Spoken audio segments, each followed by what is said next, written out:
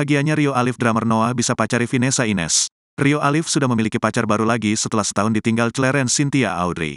Lewat unggahan di akun Instagramnya, Rio Alif umumkan sudah punya pacar baru yaitu artis Vanessa Ines.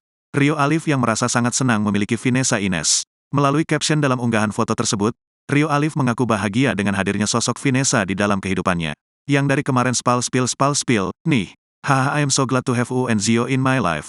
Aku sangat senang memilikimu dan Zio dalam hidupku, tulis Rio Alif dikutip dalam Instagram @rio_alif, Jumat, tanggal 19 Mei tahun 2023. Dalam kesempatan yang sama, Vanessa Ines pun turut mengunggah foto yang sama di Instagram pribadinya bernama @Vanessa Ines. Lucky to have you in our life @rio_alif. Beruntung memilikimu dalam hidup kami, tulis Vanessa Ines. Diketahui sebelumnya, Rio Alif telah kehilangan istrinya, Clarence Cynthia Audrey pada Oktober tahun 2022, silam karena penyakit kanker.